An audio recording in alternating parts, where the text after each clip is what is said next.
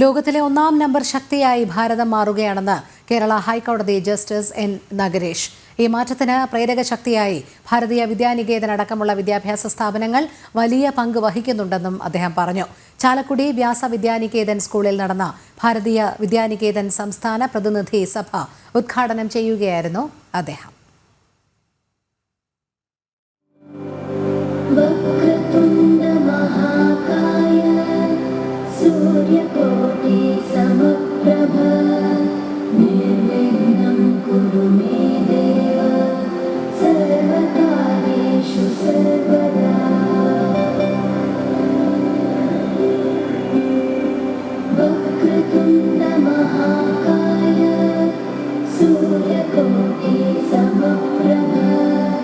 ഏഴ് പതിറ്റാണ്ടിലധികമായി നിലനിൽക്കുന്ന ഒരു വിദ്യാഭ്യാസ രീതിയാണ് നമ്മുടെ നാട്ടിലുള്ളത്. ഇതിന് കാലോചിതമായ പരിഷ്കാരങ്ങൾ അനിവാര്യമാണ്.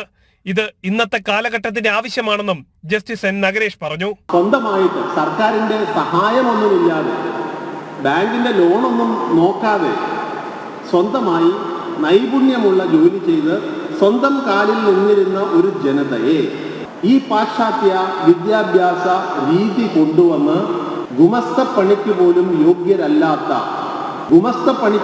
യോഗ്യരല്ലാത്ത ആളുകളാക്കി മാറ്റുന്ന ഒരു വിദ്യാഭ്യാസ പദ്ധതിയാണ് കഴിഞ്ഞ 75 വർഷമായിട്ട് നമ്മൾ പിന്തുടരുന്നത്. മയക്കുമരുന്നിന്റെ വ്യാപനം ഇന്നത്തെ സമൂഹം നേരിടുന്ന പ്രധാന വെല്ലുവിളിയായി മാറിയിരിക്കുകയാണ്.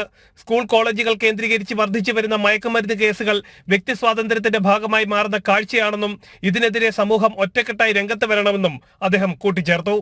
ഭാരതീയ വിദ്യാനികേതൻ സംസ്ഥാന പ്രസിഡന്റ് പി ഗോപാലൻകുട്ടി മാസ്റ്റർ അധ്യക്ഷത വഹിച്ചു. മൂല്യബോധമുള്ള കാര്യക്ഷമമായ തലമുറയെ വാർത്തെടുക്കുകയാണ് വിദ്യാനികേതന്റെ ലക്ഷ്യമെന്ന് അദ്ദേഹം പറഞ്ഞു.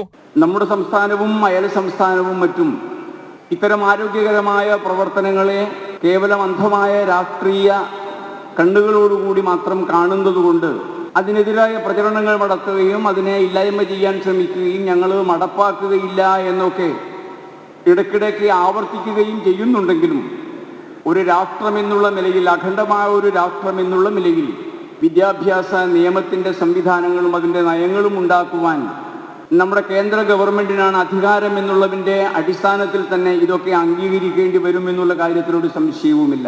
സ്വാഗത സംഘം ചെയർമാൻ എൻ കുമാരൻ പതാക ഉയർത്തി.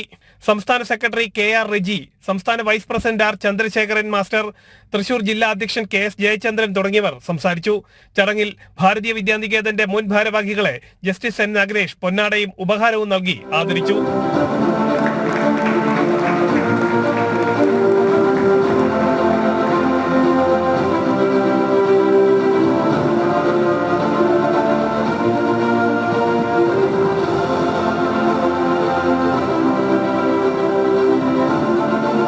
ജനം, തൃശൂർ.